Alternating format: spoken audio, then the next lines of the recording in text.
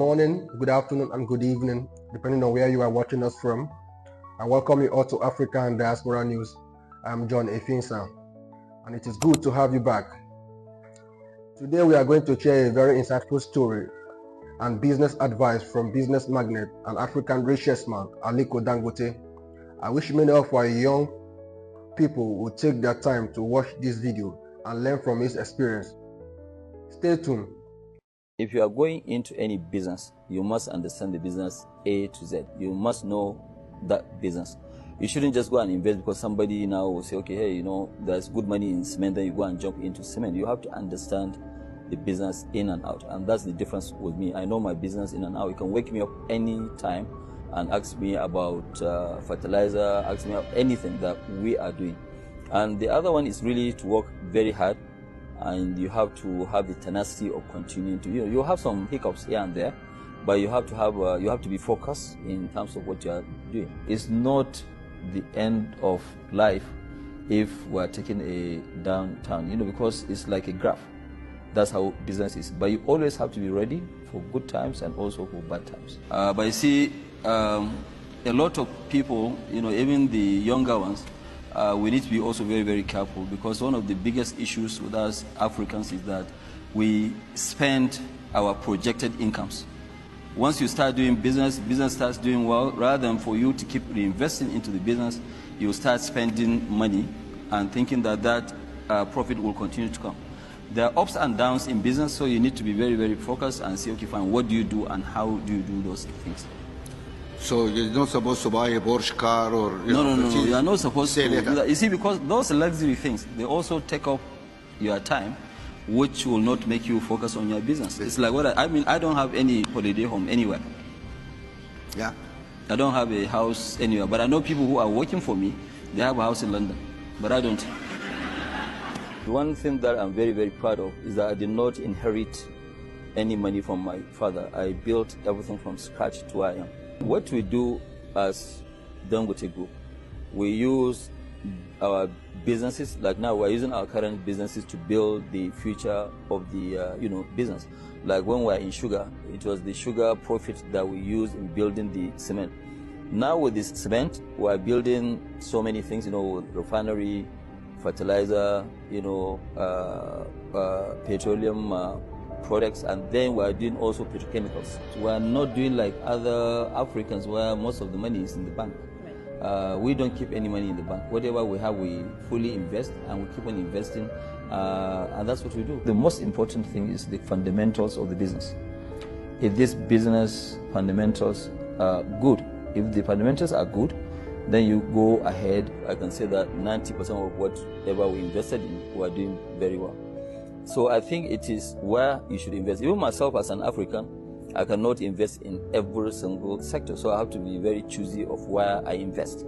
I think the most sectors to focus is either ICT or agriculture. These are the two promising this thing that you need to focus on. Countries that I can suggest for people to invest. One of them, of course, Nigeria. My own duty today as a Nigerian, not as Aliko Dangote, is to keep convincing people to come and invest in Nigeria. And I keep telling people that, look, Nigeria is the best kept secret. Ghana is a very good place to invest. Cote d'Ivoire, Kenya is also a very good place to invest. Africa is full of opportunities. Opportunities are enormous. It's not only in oil or in copper or in coal. I mean, there are so many areas. I mean, you look at it today in agriculture, you're going to make huge tons of money, because we have 60% of the world's arable land. So with that, you cannot really go wrong. And you go back and look at countries like Nigeria, Cote d'Ivoire, Cameroon, all these countries before, they were living on agriculture. Okay, but unfortunately, oil came in, and everybody thought, well, look, we've had enough. Oil is good enough to give us all what we needed. There was no zeal in terms of growing the other various sectors. So people just jump on oil, and even somebody who is just a peasant farmer in the village want to take a bit of, a cut in terms of getting his own oil share. So that's really what destroyed, some of our, economies. But right now, things are bouncing back. Well, I came from a wealthy family. My grandfather was my great-grandfather from my mother's side was actually very, very wealthy, Alassane Tata. And then his son, also Sanusi Tata, whom really raised me up because, I lost my dad at the age of 8.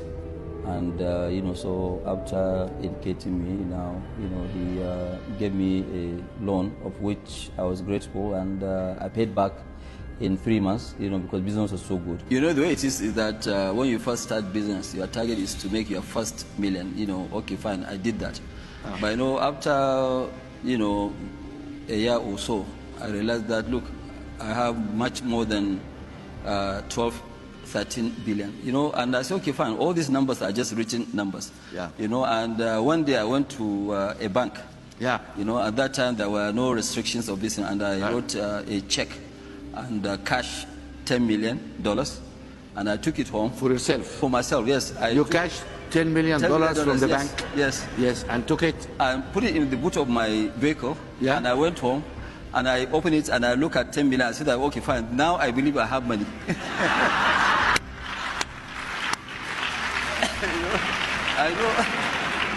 I know. So you put this in the bed and slept all night on top of it.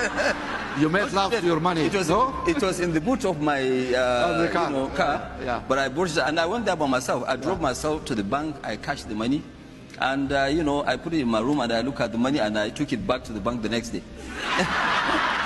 Anytime when I have excess money, I like to put more in terms of charity.